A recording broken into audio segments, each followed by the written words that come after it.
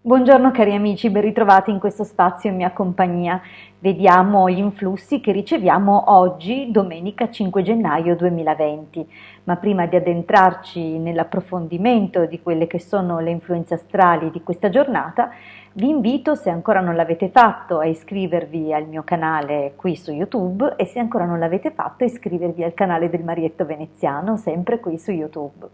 Vediamo dunque la giornata di oggi che ci influenza inviandoci appunto gli influssi molto positivi del Sole in qualità di reggente di questa giornata,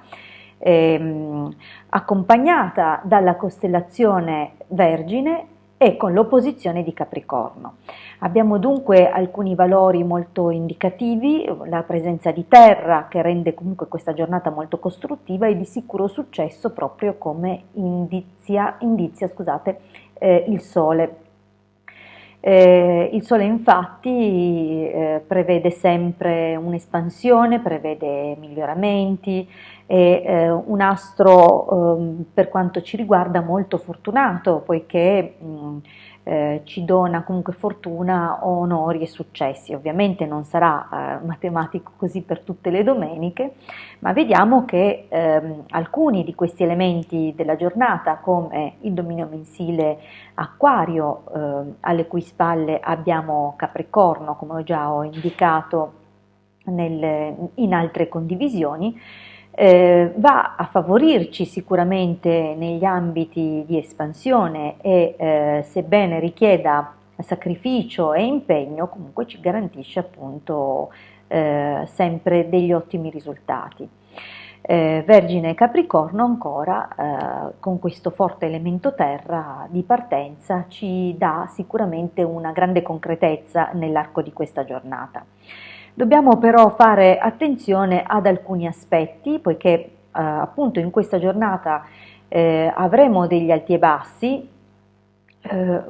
capita anche in altre occasioni, ma in questa occasione particolare abbiamo una conformazione astrale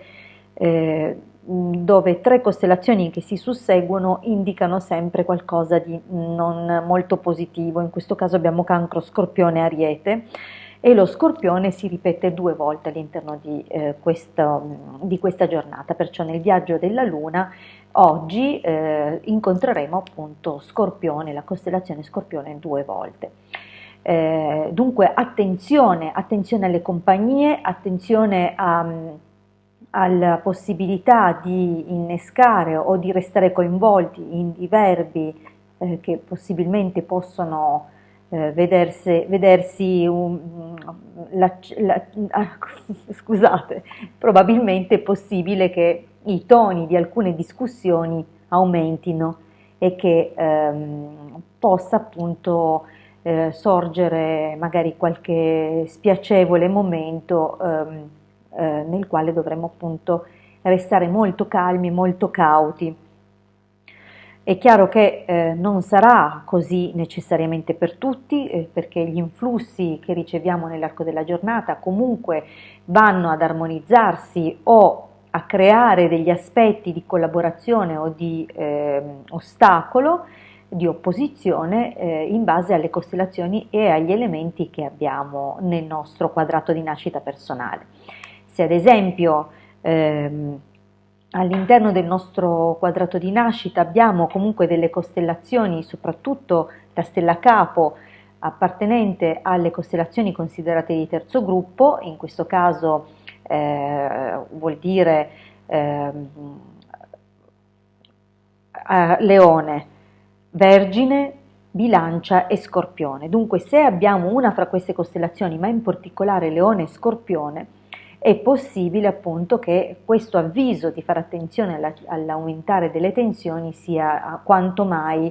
indicativo e calzante, dunque attenti, mentre invece è possibile che laddove esistano altre costellazioni, come per esempio la costellazione Ariete, dovremmo fare molta attenzione a non autoingannarci o a farci deludere magari dalle amicizie o ancora possibilmente da non stancarci troppo presto delle cose o attenzione ai colpi di testa.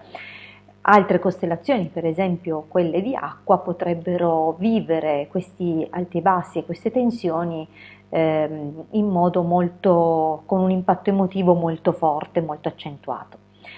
Dunque la giornata comunque ci invita alla cautela, ma assolutamente se avremo un profilo rilassato, tranquillo e soprattutto se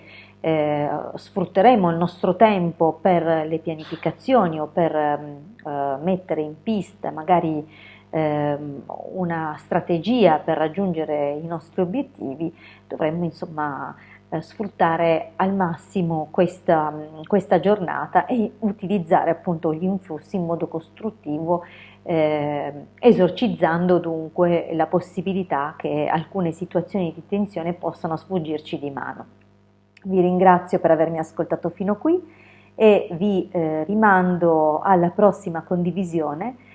Mi raccomando, se non l'avete ancora fatto, iscrivetevi al canale del Marietto Veneziano, e se ancora non l'avete fatto, iscrivetevi anche al mio canale. Vi ringrazio per l'attenzione, a presto dalla vostra Edegarda.